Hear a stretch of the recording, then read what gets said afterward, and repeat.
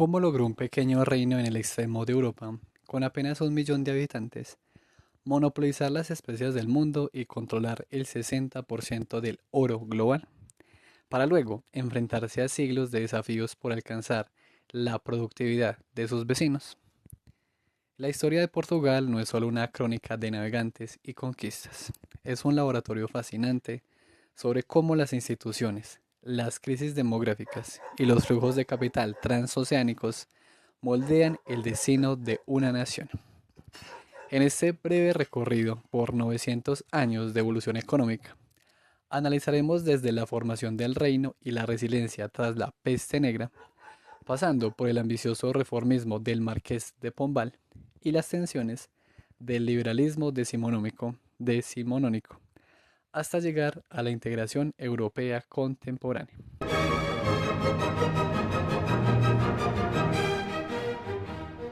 Portugal emergió como una entidad política independiente en el año 1143, fundamentando su existencia en la Reconquista, un proceso de expansión militar sobre territorios bajo dominio musulmán.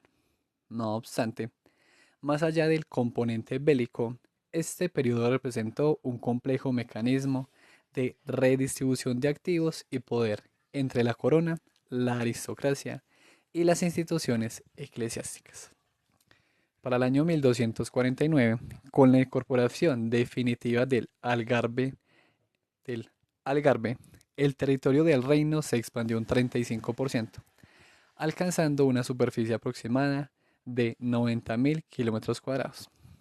Esta configuración geográfica estableció una dualidad estructural: un norte rural con una alta densidad demográfica frente a un sur más urbanizado, cuya herencia administrativa y económica provenía directamente del antiguo Al-Ándalus. La organización de la producción durante los siglos medievales descansaba sobre el régimen señorial, donde la tenencia de la tierra era el eje de la autoridad pública y fiscal.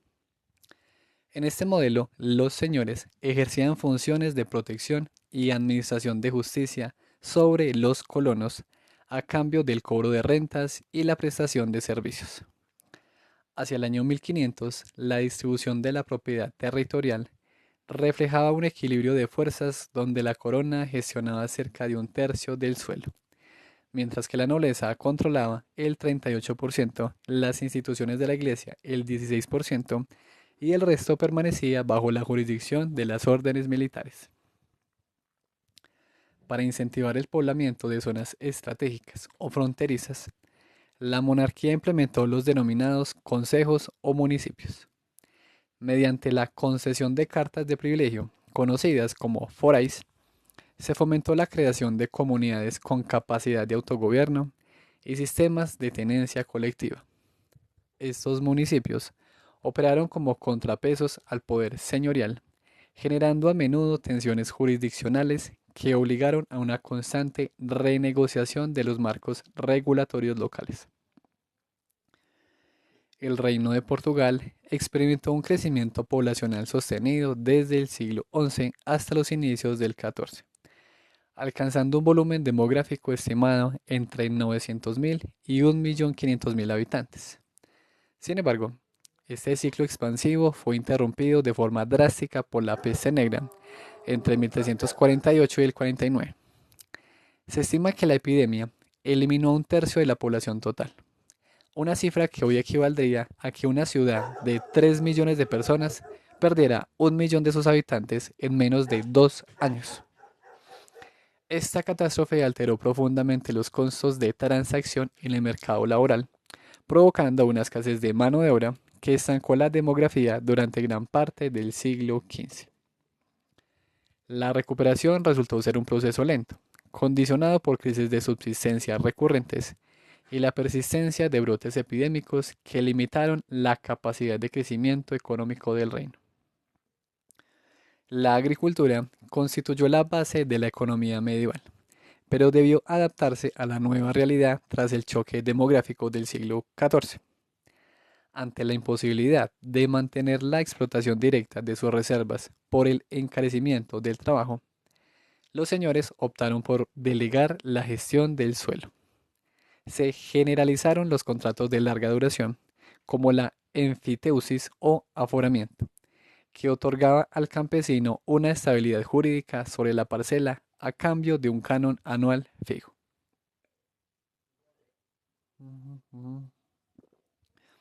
A pesar de las dificultades, se logró una expansión de la frontera agrícola mediante la roturación de bosque y el drenaje de zonas húmedas.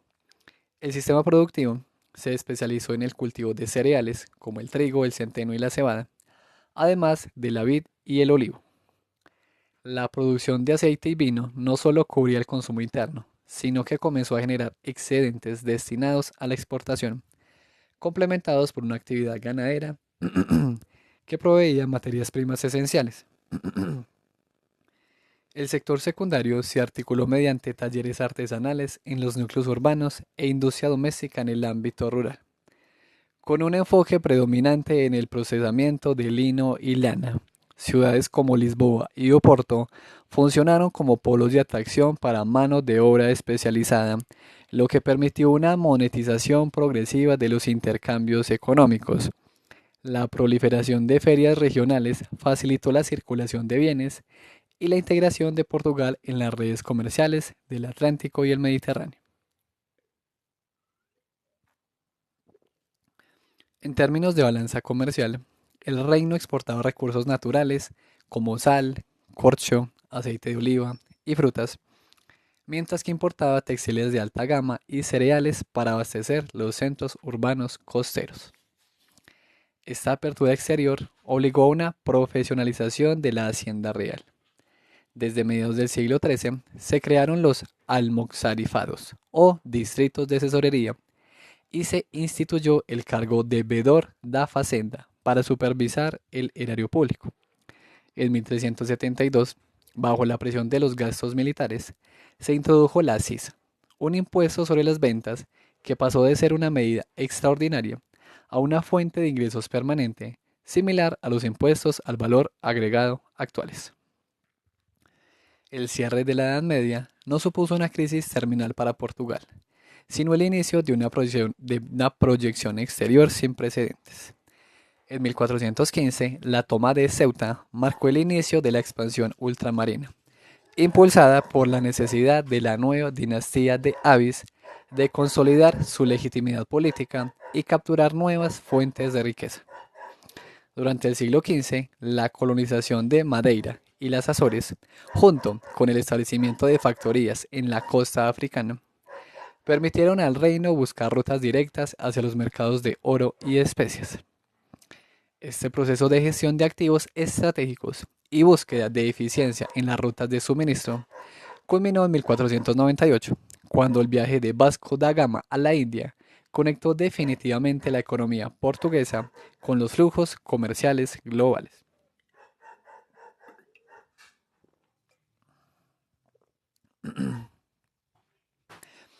Si pasamos de la consolidación medieval a los albores de la modernidad, nos encontramos con el denominado Largo Siglo XVI, un periodo comprendido entre 1500 y 1620, donde Portugal se transformó en el eje de una red comercial de escala planetaria.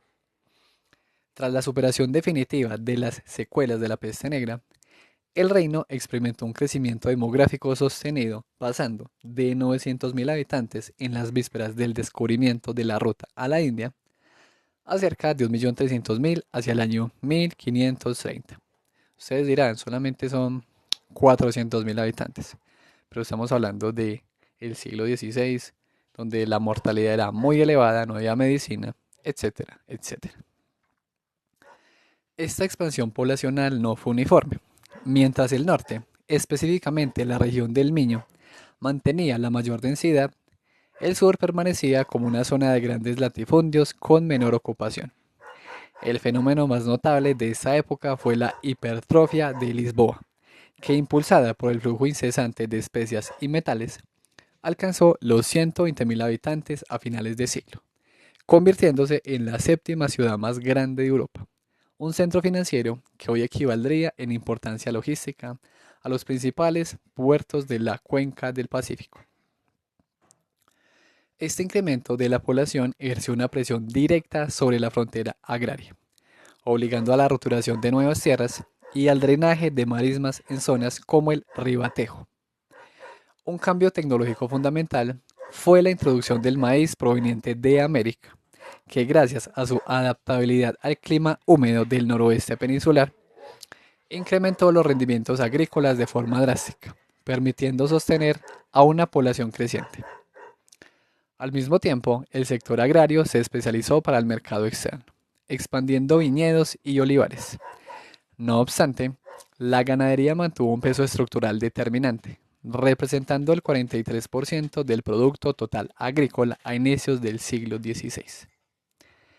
Pese a estas innovaciones, la productividad por unidad de superficie seguía siendo limitada si se compara con los centros de innovación del norte de Europa, debido a las restricciones tecnológicas y a una gestión de activos fijos que aún arrastraba inercias del pasado.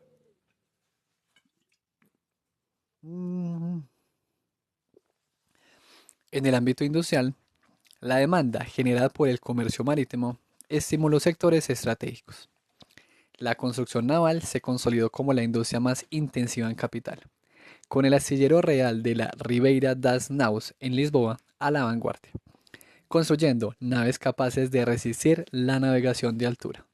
Sin embargo, esta industria dependía de la importación de insumos críticos, como madera del Báltico y hierro, lo que generaba una salida constante de divisas. En el entorno rural se extendió el Verlag System, o sistema de trabajo doméstico, donde los comerciantes urbanos entregaban materias primas a las familias campesinas para la producción de textiles, permitiendo que la manufactura de lino y lana se integrara en los circuitos comerciales sin necesidad de grandes infraestructuras fabriles. El motor de esta transformación fue sin duda el imperio, estructurado en dos grandes frentes. En el Atlántico, la economía se cimentó en el trípode del azúcar, los esclavos y el oro. El cultivo de azúcar se desplazó de Madeira hacia Santo Tomé y finalmente a Brasil, que para finales del siglo XVI ya era el principal productor mundial. Este modelo agroexportador fue posible gracias al tráfico de mano de obra desde las costas de Guinea y Angola, un flujo humano que suministró el capital de trabajo necesario para las plantaciones. Simultáneamente, la conexión con Asia, tras el viaje de Vasco da Gama, otorgó a la corona el monopolio de la pimienta gestionado por la Casa da India. Si bien este comercio generó ingresos masivos a mediados de siglo, la ruta del Cabo comenzó a mostrar signos de ineficiencia operativa debido al aumento de los costos de mantenimiento, los naufragios y la creciente presión competitiva de las potencias del norte.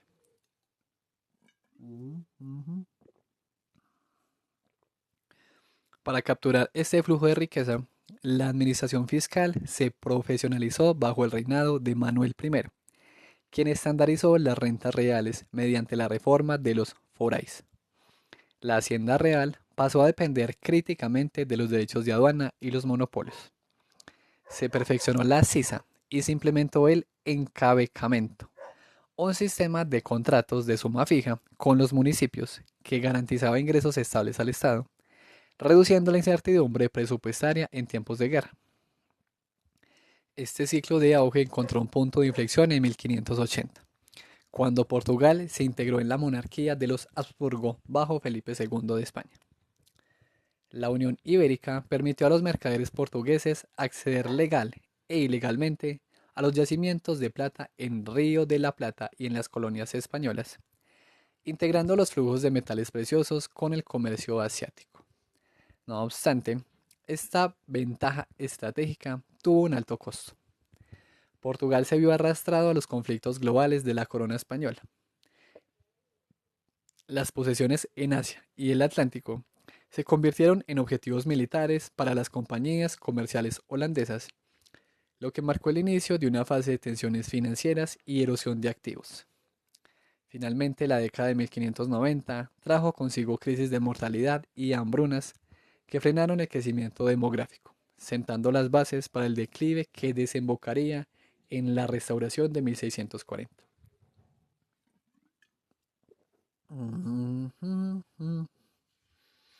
Mm. Al adentrarnos en el periodo comprendido entre 1620 y 1703, observamos el fin de la prosperidad que había caracterizado al siglo anterior.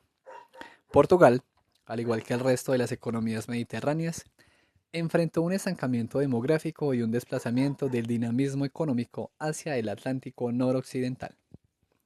Las crecientes exigencias financieras para sostener frentes bélicos simultáneos, incluyendo la Guerra de los 30 años y los conflictos contra las potencias holandesas, forzaron una transformación profunda en la estructura del poder público. La corona se vio obligada a evolucionar desde un modelo de Estado de dominio, sustentado en las rentas patrimoniales, hacia un Estado fiscal moderno, capaz de capturar recursos mediante una estructura impositiva de carácter universal. Esta necesidad de movilizar capitales se volvió crítica con la ruptura con la monarquía hispana en 1640. La Guerra de Restauración exigió un esfuerzo financiero sin precedentes para organizar la defensa nacional. En 1641 se introdujo la décima, un impuesto del 10% sobre los ingresos netos derivados de salarios, rentas y beneficios. Esta medida resultó revolucionaria para la época, pues rompió con los privilegios tradicionales al obligar a la nobleza y al clero a contribuir al erario por primera vez en la historia del reino. Para cubrir los déficits recurrentes, el Estado también recurrió a la devaluación monetaria. El real perdió casi el 100% de su valor en plata entre 1640 y el 88, una maniobra que hoy consideraríamos una inflación galopante destinada a licuar la deuda pública contraída con los financieros y mercaderes que sostenían el esfuerzo de guerra. Es decir, busco que alguien financie la guerra y luego diluyó parte de la deuda con inflación. En el escenario global, la integridad del imperio portugués se vio amenazada por las compañías comerciales holandesas. Tras el fin de la tregua de los 12 años en 1621, la Compañía de las Indias Occidentales capturó plazas estratégicas en Brasil, como Salvador y Recife, controlando las zonas de mayor rendimiento azucarero hasta su expulsión en 1654. La recuperación de esos territorios fue posible gracias a una gestión estratégica de activos que incluyó la creación de la Compañía General de Comercio de Brasil en el 49, la cual organizó flotas escoltadas para proteger el flujo comercial. Mientras tanto, en Asia, el estado de la India sufrió una erosión constante debido al bloqueo de rutas y la pérdida de bastiones clave como Hormuz, lo que redujo drásticamente la rentabilidad de las factorías orientales. A pesar de las hambrunas y los daños rurales causados por las hostilidades en las fronteras, la economía doméstica demostró una resiliencia notable hacia finales del siglo XVII. La consolidación del maíz en noroeste y el centro del país fue un factor determinante para la seguridad alimentaria, permitiendo sostener mayores densidades de población en tierras de minifundio gracias a su alto rendimiento calórico. Tras la firma de la paz con España en 1668, Portugal inició una recuperación demográfica que superó en velocidad a la de sus vecinos ibéricos, alcanzando niveles de crecimiento constantes al llegar al año 1700.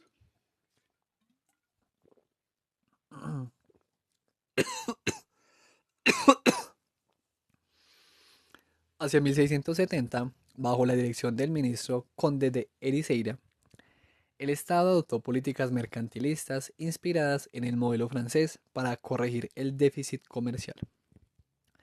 Se fomentó la creación de manufacturas reales de tejidos de lana en localidades como Covila y Fundao, buscando reducir la salida de metales preciosos hacia Inglaterra. Este plan de sustitución de importaciones se complementó con leyes pragmáticas que agravaban los productos de lujo extranjeros. No obstante, este impulso industrializador encontró un obstáculo definitivo en la diplomacia comercial. El Tratado de Methuen, firmado en 1703 con Inglaterra, estableció una estructura de incentivos donde los vinos portugueses recibían un trato arancelario preferente en el mercado británico, a cambio del acceso libre de los textiles ingleses a Portugal. Si bien esto consolidó la potencia exportadora del sector vinícola, la competencia de las manufacturas británicas terminó por sofocar gran parte del desarrollo fabril iniciado décadas atrás.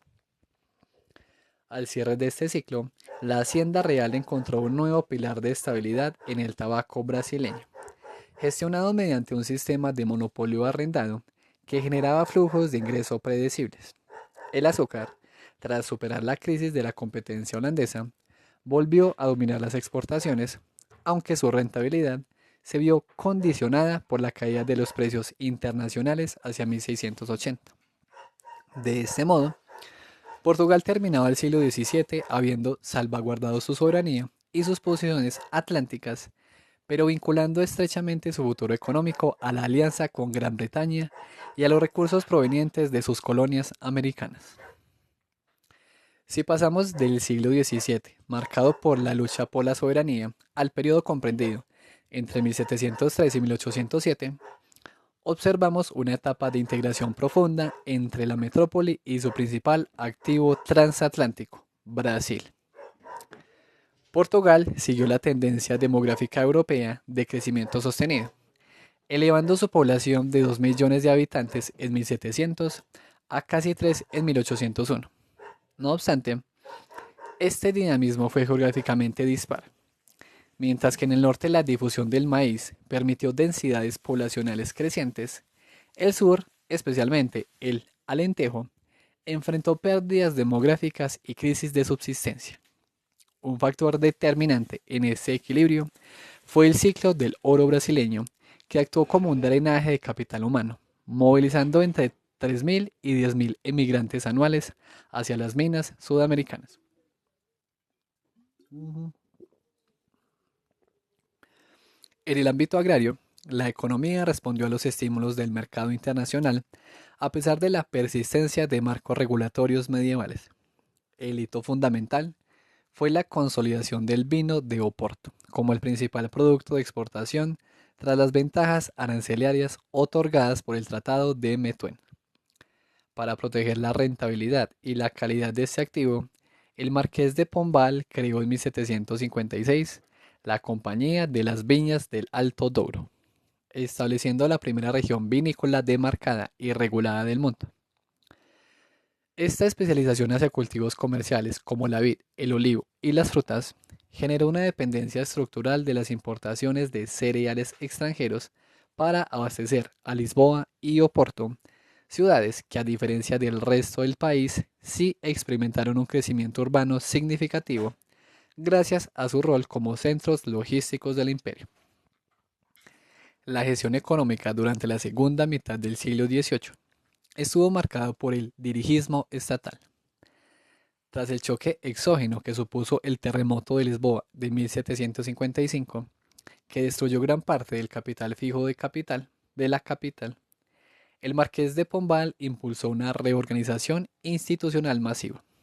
Se fundó el Erario Regio para centralizar las finanzas públicas mediante técnicas de contabilidad de partida doble, buscando una eficiencia operativa que el sistema anterior no permitía. Simultáneamente, se crearon fábricas reales y se otorgaron monopolios para fomentar la sustitución de importaciones en sectores como el vidrio, el papel y los textiles. Esta incipiente industria encontró su principal mercado en Brasil, cuya demanda interna se convirtió en el motor de la manufactura portuguesa hacia finales de siglo. La relación con Brasil estuvo dominada por la minería de oro, que en este periodo llegó a representar entre el 53 y el 61% de la producción mundial. Portugal recibió remesas masivas, de las cuales la corona capturaba una quinta parte a través del quinto real. Sin embargo, la lógica económica de la época llevó a que gran parte de este metal se reexportara hacia el resto de Europa, principalmente a Gran Bretaña, para liquidar el déficit crónico en la balanza de pagos provocado por la importación de manufacturas y alimentos. Solo a partir de 1776, la estructura comercial comenzó a diversificarse con el auge de otros productos coloniales como el algodón, el cacao y el azúcar, lo que permitió a Portugal alcanzar superávits comerciales en los años previos a las guerras napoleónicas. Esta fase de expansión y reformas institucionales encontró un final abrupto con la crisis del antiguo régimen. Las presiones militares derivadas de las invasiones francesas forzaron al Estado a recurrir a la emisión de papel moneda y al endeudamiento público masivo, desencadenando una espiral inflacionaria que erosionó los salarios reales de la población. El punto de inflexión definitivo ocurrió en 1807, cuando el traslado de la corte real a Brasil y la subsiguiente apertura de los puertos brasileños al comercio internacional eliminaron el monopolio comercial de la metrópoli. Este evento no solo fragmentó el sistema económico del Atlántico portugués, sino que marcó el colapso de las estructuras de poder que habían definido al reino durante todo el siglo XVIII.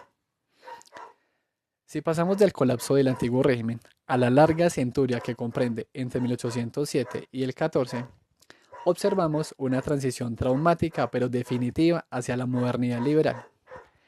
Este proceso se inició con un choque externo de magnitudes sistémicas. Las invasiones napoleónicas de 1807, que forzaron el traslado de la corte a Brasil y la subsiguiente apertura de los puertos brasileños en 1808. Para la economía metropolitana, el fin del monopolio comercial supuso un golpe devastador. La industria portuguesa perdió súbitamente su mercado cautivo, lo que se tradujo en una contracción estimada de entre el 1% y el 2,3% del Producto Interno Bruto para el año 1830. Este vacío de poder y recursos desembocó en la Revolución Liberal de 1820 y en una cruenta guerra civil entre el 32 y el 34, tras la cual se consolidó un marco institucional que, aunque inestable, buscaba la liberalización de los factores de producción.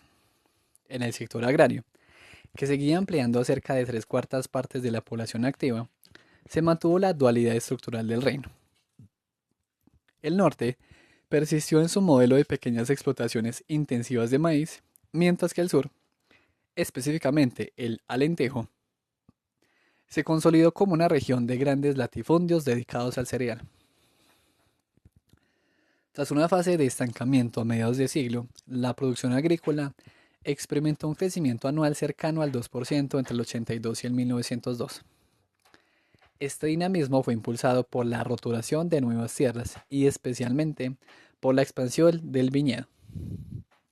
La llegada del ferrocarril fue el catalizador técnico de esta etapa, permitiendo por primera vez una integración efectiva de los mercados internos al facilitar el transporte de trigo desde el sur hacia los núcleos urbanos. Si bien Portugal no logró erradicar su dependencia estructural de las importaciones de grano.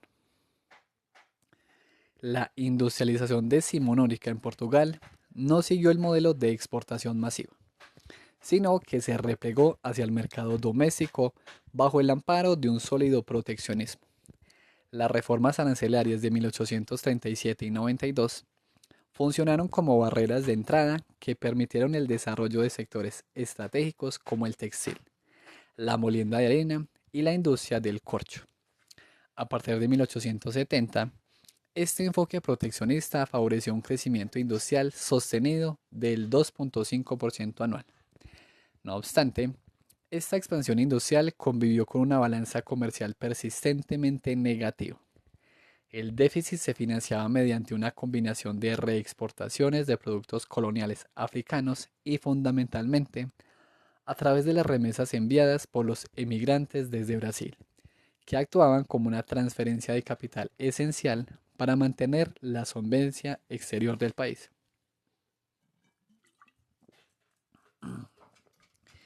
En el plano financiero, el Estado liberal apostó por una política de ambiciosas obras públicas conocida como el fontismo, liderada por Fontes Pereira de Melo.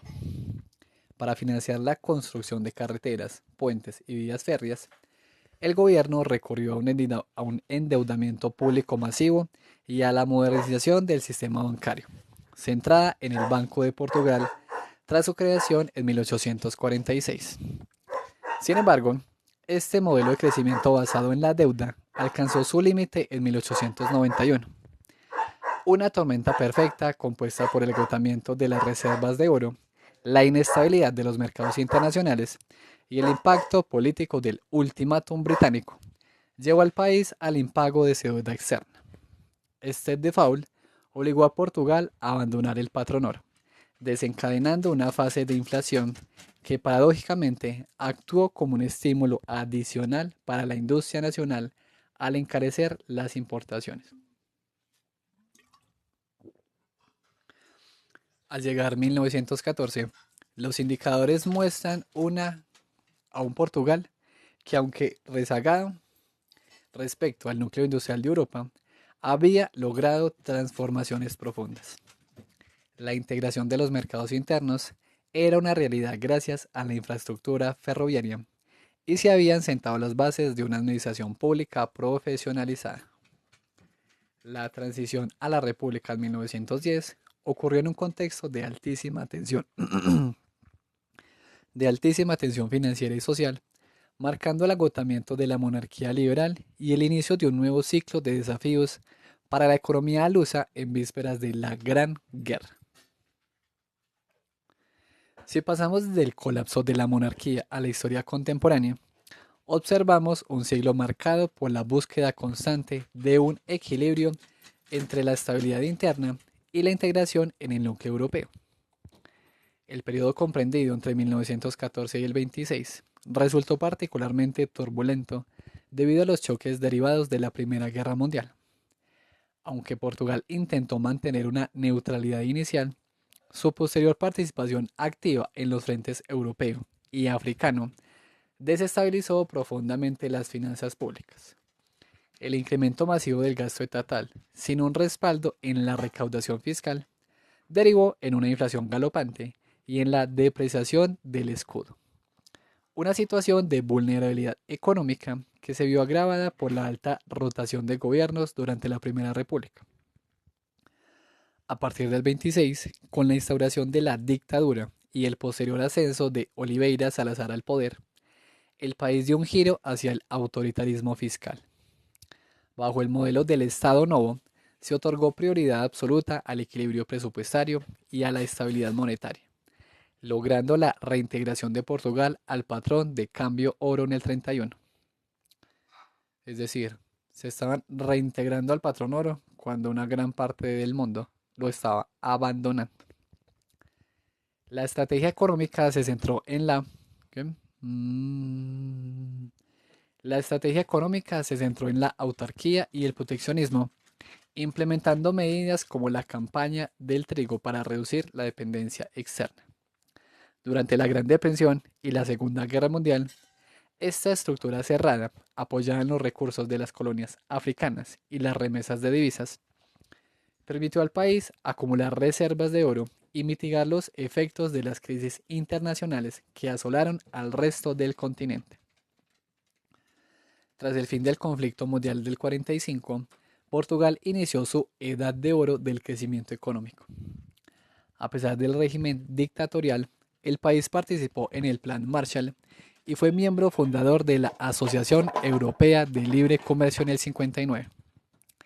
Este aperturismo selectivo impulsó las exportaciones industriales y permitió una convergencia real con el promedio europeo. El Producto Interno Bruto por habitante creció a tasas inéditas, reduciendo la brecha con las naciones desarrolladas. A través de los planes de fomento, el Estado dirigió la inversión hacia sectores básicos como la energía y la infraestructura. No obstante, este dinamismo se vio condicionado desde 1961 por el inicio de las guerras coloniales que absorbieron una parte creciente de los activos nacionales en un esfuerzo bélico de larga duración. La regulación de los claveles en 1974 supuso una ruptura estructural sin precedentes. El nuevo marco político trajo consigo la nacionalización de la banca y de sectores industriales clave, además de una reforma agraria que transformó la propiedad en el sur del país. La descolonización inmediata obligó a la economía a absorber a cientos de miles de retornados y a reajustarse tras la pérdida definitiva de los recursos ultramarinos. Este periodo de transición, sumado al impacto de la crisis del petróleo del 73, generó déficits crónicos que requirieron la intervención del Fondo Monetario Internacional en el 77 y el 83 para estabilizar la balanza de pagos. El catalizador definitivo de la modernización ocurrió en el 86 con la adhesión a la Comunidad Económica Europea. La llegada de fondos estructurales permitió una renovación masiva de la infraestructura física y una mejora drástica en los indicadores de salud y educación.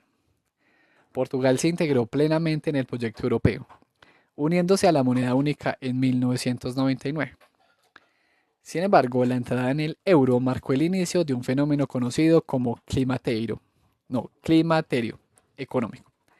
La caída de las tasas de interés estimuló el consumo y el endeudamiento, pero no se tradujo en un aumento proporcional de la competitividad. Al llegar al año 2000, el crecimiento de la productividad se estancó, dejando al país en una posición de fragilidad ante la crisis financiera global de 2008. Aunque Portugal cerró el siglo XX con niveles de vida históricamente altos, la persistencia de brechas en la productividad total de los factores siguió siendo el principal reto para completar su convergencia definitiva con el resto de Europa. Y aquí terminamos este breve recorrido por la historia económica de Portugal.